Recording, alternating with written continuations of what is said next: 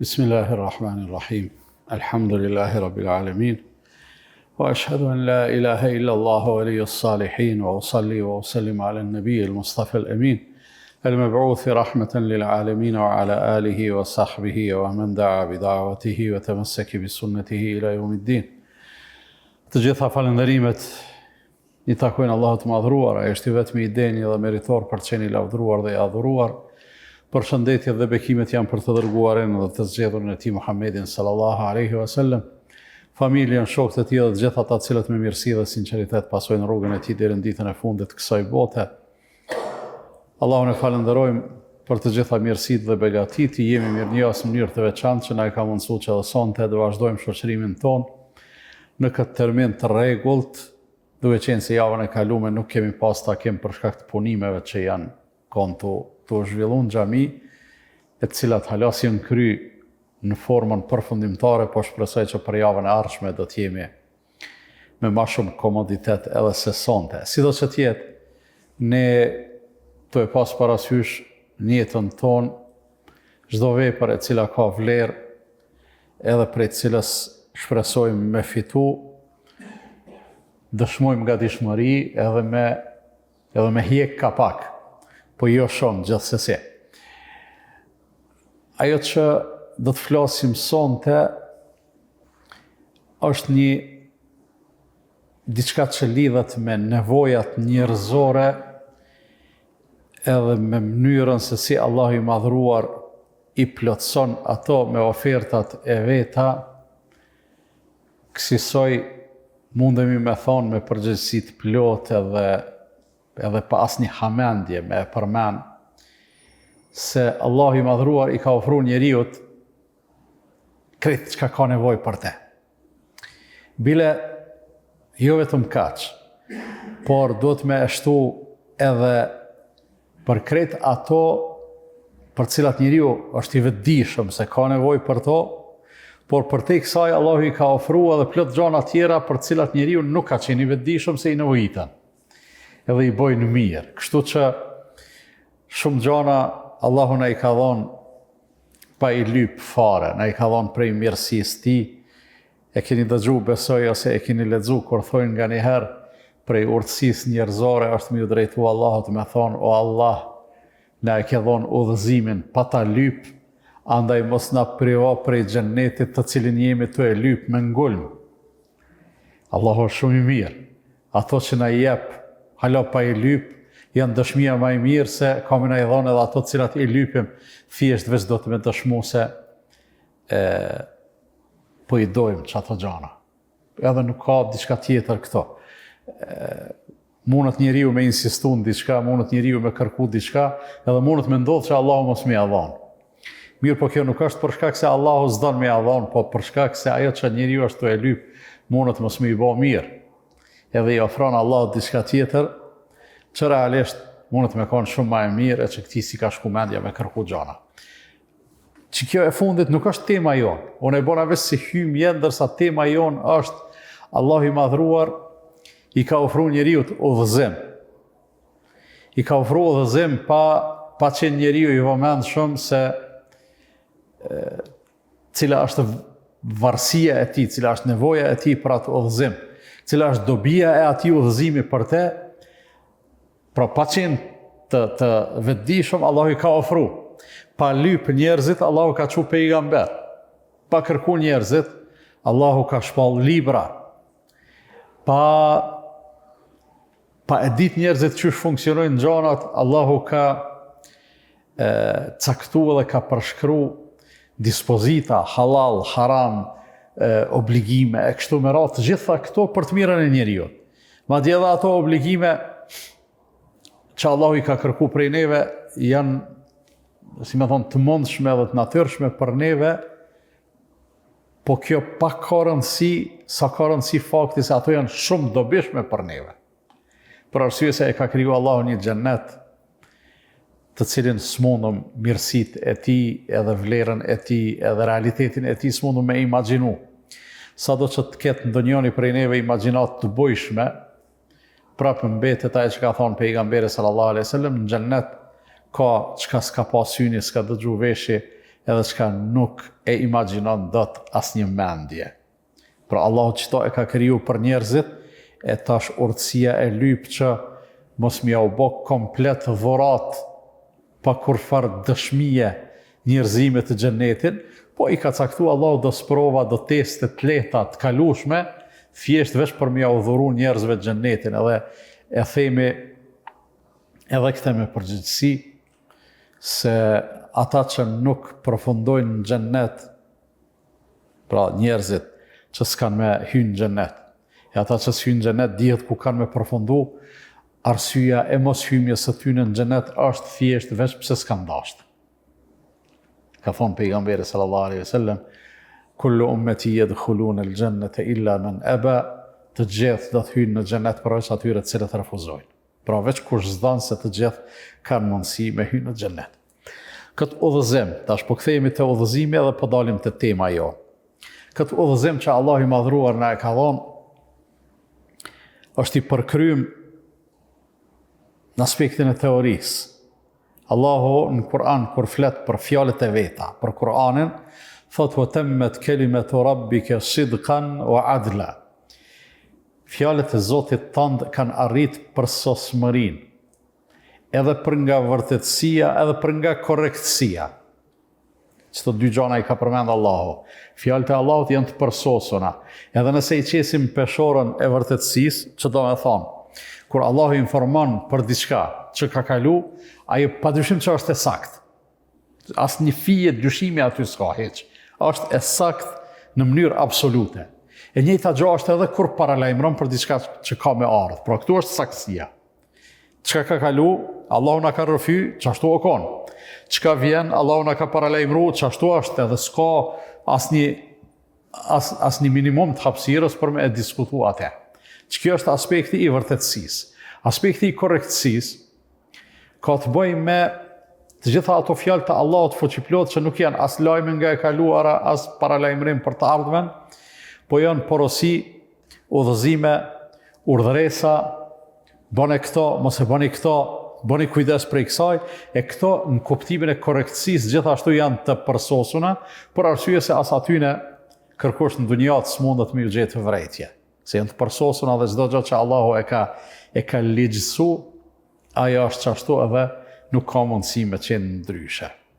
Duke qenë udhëzimin aspektin teorik i përsosun, pyetja që parashtrohet këtu në natyrshëm, a përmbushet nevoja njerëzore, a do të ishte përmbush nevoja njerëzore vetëm me pejgamber, vetëm me libra edhe me shpallje pa pejgamber.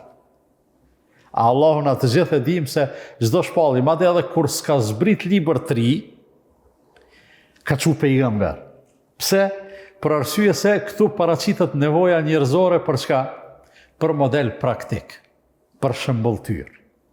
Allahu pejgambert i ka përzgjedh nga mesi i vet njerëzve, e kemi trajtuar në të kaluamën.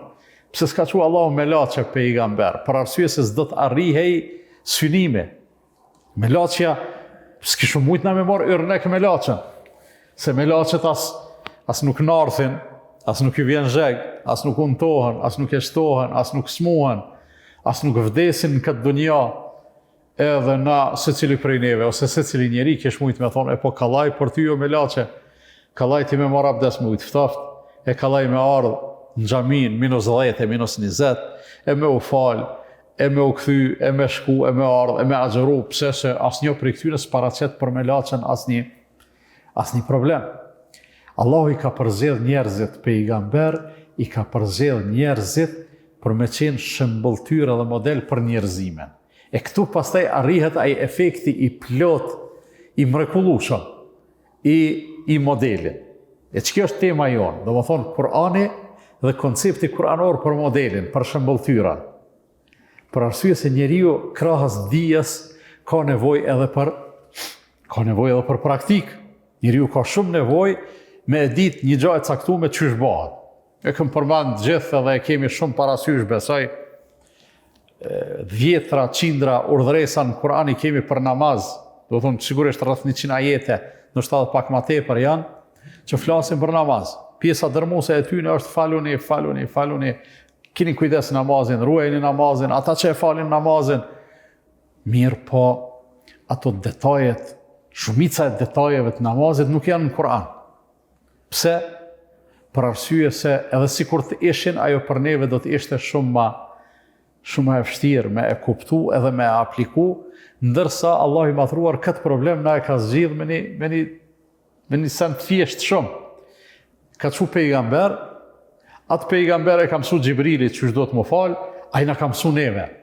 Me një fjalit thjesht, me një hadith thjesht, do më thonë, përmbledhet kapitulli i namazit. Kur thot pejgamberi sallallahu alaihi wasallam, faluni qysh më keni pa mu duke u falë. Sallu kema ra'aytumuni usalli. Faluni qysh më keni pa ose qysh më shihni mu duke u falë. Edhe kjo pastaj për njerëzit që kanë dashur me mësu o konë shumë e thjesht, shumë më kollaj është me mësu njerin konkretisht qysh bëhet një punë se sa me mësu me fjalë. Ai realisht fjalë duhet me mësu. Po e mëson ato çka zbën pa e mësu, a e pjesa tjetër të pa të ba. Edhe kjo është realisht, kjo është roli kryesor i shëmbëlltyrës. Dhe shëmbëlltyra është nevojë njerëzore, për cilën ndoshta shumica e njerëzve, ani pse natyrshëm kanë nevojë për te, ani pse natyrshëm shumica e njerëzve kanë njëherë pa e vrejt e imitojnë dikan. Pa e vrejt e imitojnë dikan, e kanë dikan shembull që munohen me u bë sikur ai, ose munohen me u duk sikur ai, ose munohen me vepru sikur ai, ose me fol, ose kështu me radhë. Natyrshëm, se njeriu ka nevojë për këtë punë, e Allah i madhruar i ka përzgjedh pejgambert, edhe është një sen shumë interesant në Kur'anin famall, në surën An'am, ajetin 90, majnin mend sot, surën An'am, ajetin 90, Allah i madhruar i thot pejgamberit fundit Muhamedit sallallahu alaihi wasallam, edhe pse ishte më i përzgjedhur i të gjithë pejgamberëve, i thot ulaika alladhina hadallahu fa bihudahu muqtadi. Këta ishin ata të cilët Allahu i udhëzoi, andaj ti udhëzimin e tyne merre shembull, merre model. Më i përzgjedhur i krejt pejgamberëve është Muhamedi sallallahu alaihi wasallam, megjithatë edhe atë Allahu po e urdhëron që me marr shembull dikon. E ky ajet i 90 i surës An'am, ky ajet pra është ajeti i cili pason pas disa ajeteve në cilat përmendën një numër i pejgamberëve. Ibrahimi a.s. e pasardhësit e tij, do pejgamber tjerë në surën An'am, dikon në 2-3 ajete përmendën afër 18 pejgamber. Pas rrëfimit tyne, Allahu i madhruar i thot, këta ishin ata të cilët Allahu i udhëzoi dhe udhëzimin e tyre pasoje. Pse? Për arsye se është nevojë njerëzore me pas shembull, me pas model praktik. Nëse dojmë me u kthy hala ma herët një histori, e keni parasysh historinë e djemve të Ademit alayhi salatu wasalam, ku njëri për shkak të dobësisë njerëzore e mbyti vllaun e vet.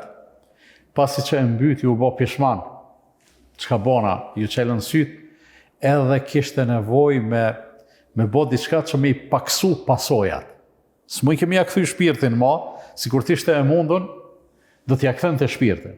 Edhe unë konsideroj se pjesa dërmuese e vrasjeve që bëhen jashtë luftave gjithsesi, po vrasjet kanë herë që bëhen pa ndaj shkas, pa ndaj del njerin sabah pe shtëpia si mas miri, edhe baki mas dite përfundon vrasës ose përfundon i vram.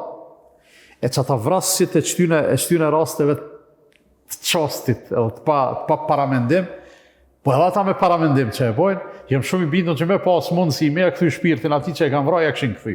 Pse? Për arsye se vrasja është një cytje, përveç kur bëhet me hak gjithsesi, është një cytje e rënë e shejtanit, e që në momentin që njeriu e ndërmerr atë hap, shejtani e braktis, se s'ka vakt më menajt me ta, shkon me u marrë me punë tjera, e ky masani bëhet pishman çka bani. Edhe i biri Ademit do të bënte çmos për me e kthy vllaun e vet në jetë, mirë, por nuk ishte e mundur një gjë e tillë, edhe si rrjedhoi me të e bardh të e bartë të gjenazën e vllaut vet në shtëpinë pa ditë çka me bë me ta. E Allahu na e përshkruan këtë ngjarje në surën Maide. Thot feba'atha Allahu ghuraban yabhathu fil ardi li yuriyahu kayfa yuwari sawata akhihi. Edhe Allahu ai to hec ashtu i trishtuar për veprat që e ka bë, e dërgon një korb që të gryjë në tokë. Allah e përmend se ai korbi ka gryjë në tokë. Komentatorët e përmendin se korbi ka gryjë, ka qenë një grop për me varros një korb tjetër të pajet. Edhe e fut atë korbin e pajet në grop, e mbulon, edhe ky nalet po e shen ngjarjen, thot vetëm me veti ja wejlata a'jaztu an akuna mithla hadha al-ghurabi fa uwari sawata akhi. Tha i mjeri on pas po më i bilesi që ky korb më po me mlu edhe one trupin e vllaut. Edhe e bën këtë punë, pra e merr modelin edhe shëmbëltyrën për një korbi. Mos të flasëm më për gjëra të cilat Allahu ju ka dhënë legjitimitet shëmbëltyrave. Do të thonë shëmbëltyrë legjitime, shëmbëltyrë e cila s'bën me u kontestu, sikur shumë njerëz të padjallëzuar, ani pse jo ndoshta që qëndrojnë mirë me praktika fetare, edhe thojnë vallahi çtynet që shkojnë në xhami u marr lakmi, se këta munohen me urujt prej haramit, nuk qyrin haram, nuk bojnë kështu, nuk bojnë kështu, qyrin punë të veta, shkojnë në xhami, vallahi shumë lakmi u marr. Besoj që çdo njonit për juve dikush i ka thonë, po të marr lakmi çiki gjendja. Tash, na munëm janë zonë ditën ati mi thonë, po masi po merr lakmi pse s'po bësh si unë, po megjithatë i ka ndoshta do pengesa, i ka do pranga të cilat ka nevojë me zgjidh. Po e çfarë është e rëndësishme është se legitimitetin e shëmbëltyrës të profetëve edhe të njerëzve të mirë nuk mundet kërkush me e kontestu. E ai imitimi, që është një veprim, me thonë mekanik edhe i thjesht në konceptin e shëmbëltyrës, ai imitimi ka njerë ndodhë natyrshëm, ka njerë ndodhë me qëllim, ka njerë ndodhë pa vrejtshëm, ka njerë ndodhë duke e vrejt e kështu me radhë. Edhe gjithsesi shkaqet pse njeriu ka nevojë për shëmbëltyrë, sigurisht që janë të shumta, mirë po ajo e para është që për një men njeriu ka nevojë për irnek, edhe ka nevojë për model. Për arsye se fjala nuk mjafton për me kuptu çka po lypet prej neve. Sikur e përmena, nuk do të na mjaftonte që Allahu na ka thonë faluni. Nuk do të na mjaftonte që Allahu ka thonë agjeroni. E dini të sahabët ai ku përmendet në ajet hatta yatabayyana lakum al-khayt al-abyad min al-khayt al-aswad min al-fajr. Hani e peni derisa të mos dallohet peni i bardhë prej penit të zi. Realisht nuk është fjala për pej.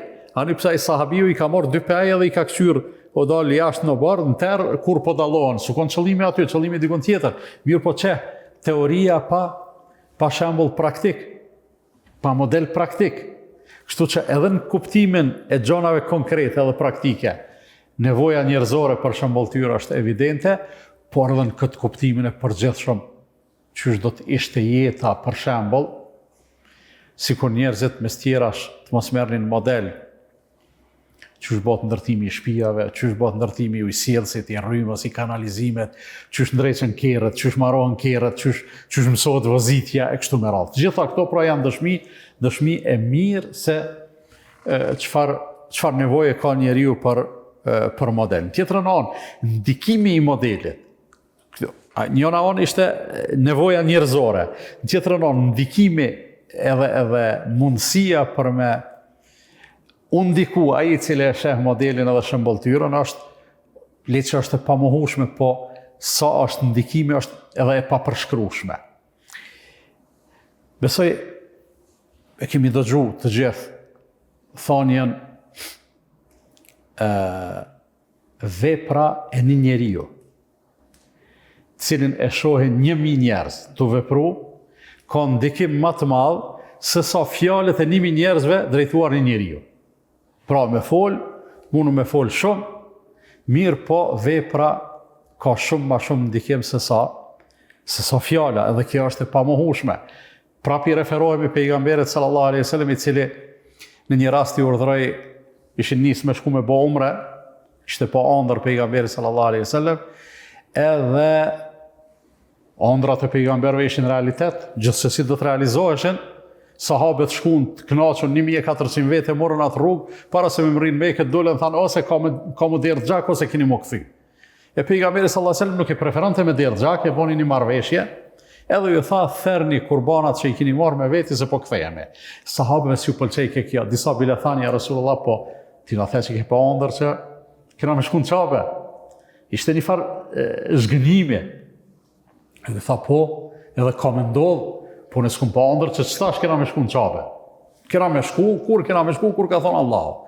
Therrni kurbanat, rruni flokët, lironi prej ihramit, asnjëri nuk e boni, derisa nuk dul pejgamberi sallallahu alaihi wasallam pa fjalë, pa ju thonë më, edhe mas pare në vërtet i thiri vetë kurbanat e vetë, njerëzit e sheshe, e këqërshe. Pastaj e thiri berberin mja hjek flokët, edhe kur e pa njerëzit panë kjo punë, ko ka e kryme, që shtu po dash ka me vepru. Edhe që kjo është ndikimi e shëmbëltyrës. Po e përmendi veç edhe një gjahë, po du me e përfundu për shkak diçka e tjetër.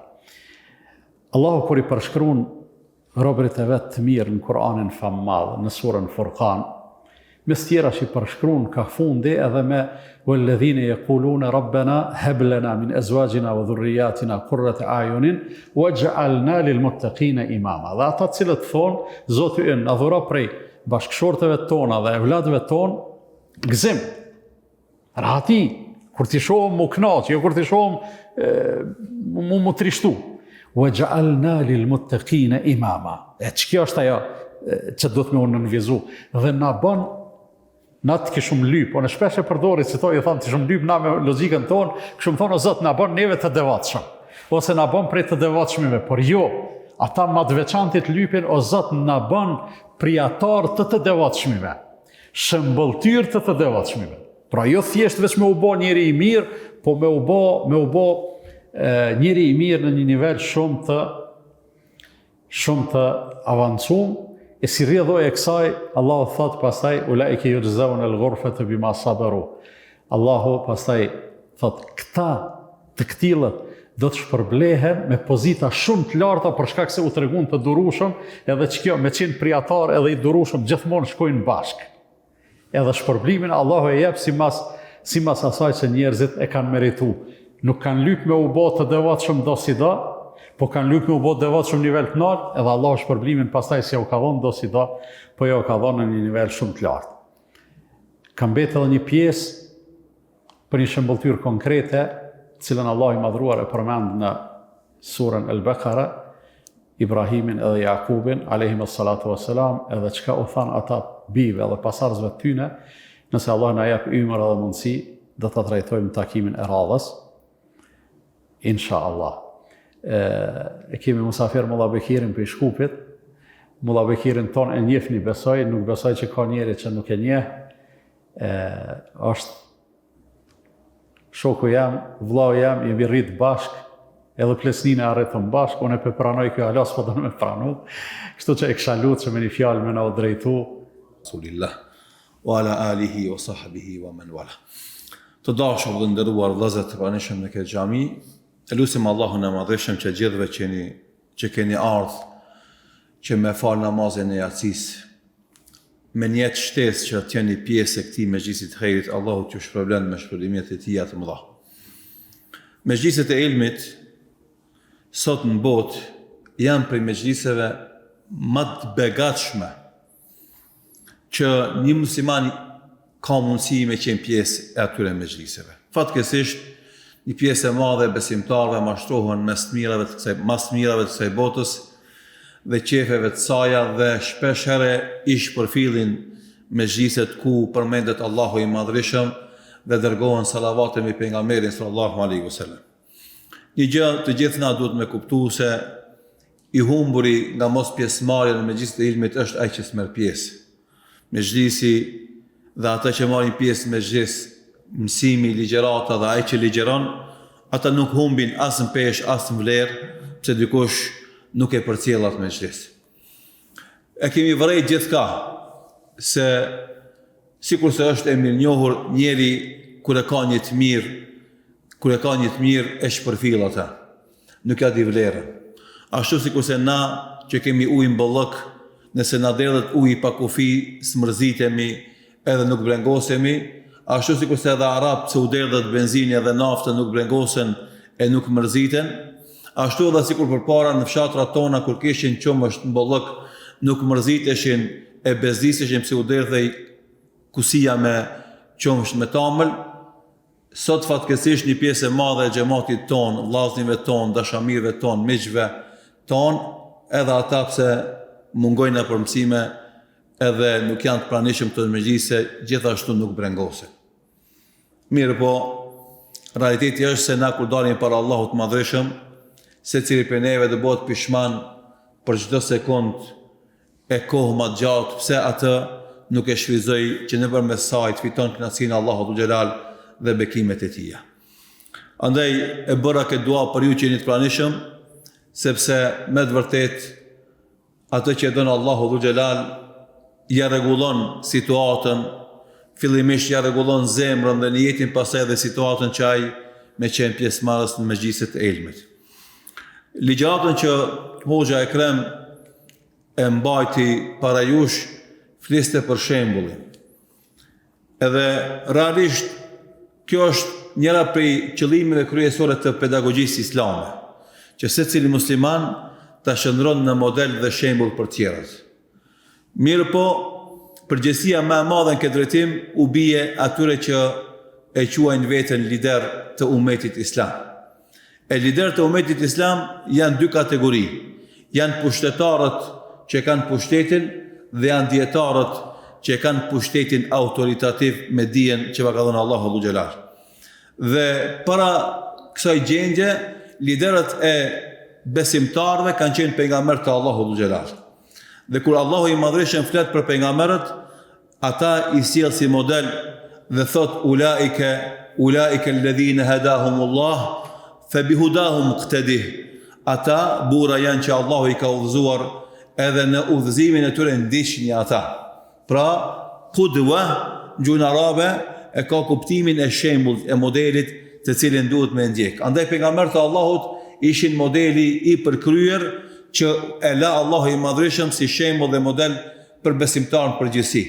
E pastaj erdhi rasti te Muhamedi sallallahu alaihi wasallam, edhe atë e solli si shembull dhe model dhe tha: "Wa qad kana lakum fi rasulillahi uswatun hasana liman kana yarju Allaha wal yawmal akhira wa dhakara Allaha kathira." Ju me të vërtet shembull më të mirë e keni në Muhamedit sallallahu alaihi wasallam për ata që e shpresojnë takimin me Allahun dhe ditën edhe besojnë në ditën e ringjalljes. Andaj pejgamberët e Allahut ishin dhe janë në vazhdimsi modeli që besimtarët duhet ta ndjekin. E pejgamberët e Allahut dhul xhelal e arritën këtë gradë dhe këtë nivel për shkak se i kishin vetvete brenda karakterit të tyre, personalitetit të tyre dy komponente. E para, komponente e diturisë. E dyta, komponente e veprave të mira. Dhe pasi që ata ishin të pajisur me dije të mjaftueshme, me dije të bollshme, dhe këtë atë që e dinin e kishin sjell praktikisht në jetën e tyre të përditshme, u bën model dhe shembull për të tjerët. Andaj hoxhallarët ton, me cilët kemi ndetë dhe kemi mësuar për tyre, e kishin zakon me bo dua për neve kur na i thonim, për tyre Shekh Albani rahmetullah alej, kur i thonim ati i bën dua për ne, a i thoj ke Allahu ju dhash dije të dobishme dhe vepra të mira. Dije e dobishme është ajo dije e cila neve na afron te Allahu dhu xhelal dhe na nxit në vepra të mira. E kjo dije, nëse pasohet me vepra, neve na mundson me qenë në nivelin e shembullit, jo vetëm për muslimanët, po me qenë shembull edhe për jo muslimanët. Dhe fatmirësisht në historinë islame, shembujt e mirë të muslimanëve vazhdimisht kanë qenë model për të tjerët edhe shkak për t'u afruar njerëzit e Islami, madje edhe për ta pranuar Islamin. Edhe çka është më interesante, jo vetëm shembujt në situata të bollokut, në situata të ndershmërisë, të vlerave morale, të asketizmit, por edhe në momente kur ummeti islam ka qenë gjendje të vështirë, i shtypur, i përbuzur, i masakruar, do thot i luftuar nga të tjerët, edhe sakrifica e tyre, qëndresa e tyre ka qenë model që shumë njerëzit ta pranojnë Islamin. Sigurisht se ishte rasti në fundit tani në Gaza, ku palestinezët vllazërit ton, ata që sakrifikuan shumë gjë nga të mirat që Allahu a kishte dhënë, u bën model pozitiv që e gjithë bota t'i lakmon ata për këtë sakrificë, edhe i lakmuan për dy gjëra. E para, për besimin e palohatshëm në Allahun e Madhreshëm, dhe e dyta për falëndrimin e vazhdueshëm që ata ja bënin Allahu subhanahu wa taala. Ishte pa kuptim për jo besimtarët, për materialista, si ka mundësi një njeri që ju ka prish këtë shtëpia, ju ka shemb, ju ka rënu e tëra. Si ka mundësi ai me thonë elhamdulillah, falënderojmë Allahun. Si ka mundësi me thonë elhamdulillah ai njeri që jo vetëm familja e tij, po familja e gjerë këtë ju ka vra, ju ka masakru. Do thot kemi në raste ku një familje e madhe për 200-300 antarëve, asnjë s'ka me gjallë për tyre. Edhe ai megjithatë kishte atë durim, atë fuqi me thonë elhamdulillah. Edhe kjo është ajo që neve na ushqen Islami, nëse na lejojmë që Islami të jetë ngjyrë e cila depërton të gjitha qelizat e jetës sonë, ashtu siç e përshkruajti Allahu xhallahu ta sibghat Allah wa man ahsanu min Allahi sibghatan liqaumin yaqilun. Ngjyrosja Allahu xhallahu a ka ngjyrosja më të mirë se ajo që ngjyros Allahu subhanahu wa taala. Andaj kur Islami depërton të gjitha porët e lëkurës sonë, të gjitha qelizat tona, kur Islami bëhet kauza e vetme për të cilën na jetojmë edhe vdesim, jo kauza për me të cilën na jetojmë ose e cila na ndihmon neve me jetu, po kauza për të cilën na jetojmë.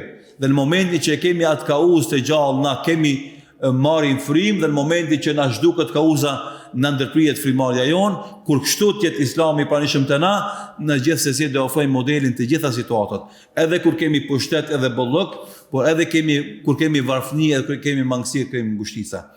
Historia islame pastaj pas pejgamberëve të Allahut, pas Muhamedit sallallahu alaihi wasallam dhe sahabeve, ka shembuj në imam të mëdhej që nga e kaluara deri më sot. Hoxhallar, të cilët vazhdimisht e japin shembullin e besimtarit i cili qëndron besnik në rrugën e Allahut xhelal dhe nuk luhat nga rruga e tij as 1 milimetër, sepse shpresën dhe frikën e ka të lidhur vetëm me Allahun xhelal. Dhe rasti i fundit në historinë e hoxhallarëve bashkëkor ishte rasti i hoxhës së madh të njohur Sheikh Mustafa al-Adawiut, të cilin do thot e burgosën pardje në Egjipt, vetëm se ai tha se asnjëherë faraoni nuk ka mundësi me qenë model i mirë për njerëzimin. Ai për ne muslimanët është modeli koka e kufrit edhe idhujtarisë, edhe muzeu që e hapi pushteti i Egjiptit në atë kohë. Këto ditë për me qenë do thot muzei i madh e gjigant për ta promovuar historinë e faraonave, ai doli dhe e kritikoi dhe për shkak të kësaj kritike e burgosën dhe normalisht me kausi pas e doli nga burgu, mirë po masi doli nga burgu e tha një fjalë që mendoj është ajo që e bën atë shembull të hoxhallarëve besnik dhe sinqert të kauzës së Islamit, tha kështu ai: ne do të nxisim njerëzit ta duan Allahun.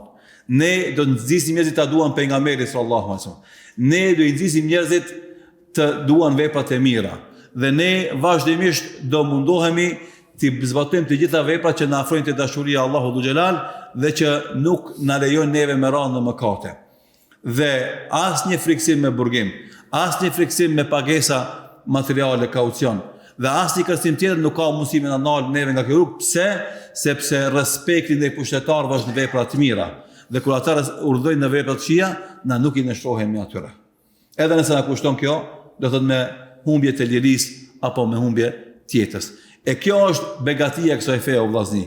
Nuk ka pru shembull vetëm nga historia e lashtë e pejgamberëve të Zotit, as nga historia pak e më hershme në kohën e pejgamberit sallallahu alaihi wasallam, por edhe sahabeve, por edhe pas tyre imam të gjithë, edhe imam Ebu Hanifa rahimahullahu taala, edhe imam Shafiu, edhe imam Maliku, edhe imam Ahmedi, edhe deri te ibn Abdussalam, ibn Taymija, e deri sot na kemi dietar të cilët janë model i panështrueshëm i kauzës së Islamit dhe sakrifikojnë çdo gjë për të mirën e kësaj feje me aq sa kanë mundësi dhe aq sa kanë kapacitet. Andaj, të dashur vëllezër, secili prej neve është model për dikën si musliman.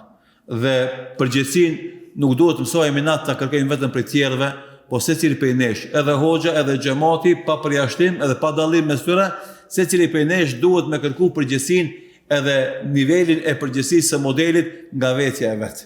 Sepse shpesh ne ndëgjojmë, po filani ka këto mangësi, po ky i ka këto mangësi, po ai ka këto mangësi, e zakonisht ne i shohim të tjerët, ama shumë pak e analizojmë vetveten.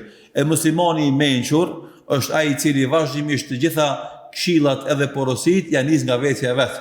Edhe shef fillimisht veten e vet, atë e korrigjon, pastaj kur ta korrigjon veten bëhet pasqyr për vllahun e tij dhe vllahu i tij shikohet në te si pasqyr dhe shef mangësitë e veta dhe kështu secili prej nesh bëhemi pasqyr për një tjetrin në kohën kur na jemi munduar të jemi musliman, nuk tham të përkryer sepse është e pamundshme, po musliman në nivel të diturisë, përgjegjësisë dhe autoritetit që e kemi. Na lutim Allahun e Madhëshëm gjithë neve na bën në prizmën asaj që përmeni Hoxha pe duas së besimtarëve, robëve të Allahut të gjithëmëshirshëm, Ibadur Rahman, të cilët e kanë thonë inshallah na bëhemi për atyre besimtarëve që jo vetëm jemi shembull për të tjerët, po bëhemi edhe imam të atyre që janë të devotshëm. Do thotë jemi shembull shumë i lartë i shembujve më të vegjël, sepse çdo i devotshëm është një model dhe shembull për të tjerët. E kur bëhesh ti imam i atyre të devotshmëve, realisht ti mo je shembull i një kategorie elitare të njerëzve më zgjedhur brenda umetit islam. Andaj s'ka dyshim se për duave më të mira që mund t'i bën një besimtar për vete, edhe jo rastisht ky ajet është përmend në mesin e cilësive dhe vetive të Ibadur Rahman, të robërve të Allahut të gjithëmëshirshëm, është me thonë wa ja'alna lil muttaqina imama, o Zot na bën imam të atyre që janë të devotshëm. Është pozitë e lartë, është pozitë e vështirë, ama me bindje në fenë Allahut dhe durim, siç e përmendi edhe Hoxha i nderuar, gjithsesi ka mundësi secili prej neve me atë gradë dhe atë pozitë, sepse Allahu i Madhëshëm tha wa ja'alna minhum a'immatan yahduna bi amrina lamma sabaru wa kanu bi ayatina yuqinun, dhe na prej tyre bënëm prijes imam kur ata ishin durimtar dhe ishin të bindur në argumentet tona. Pra bindja edhe durimi është ajo që do durimi në sprovat e vazhdueshme që i vijnë njeriu në jetën e tij për shkak bindjes në parimet e veta dhe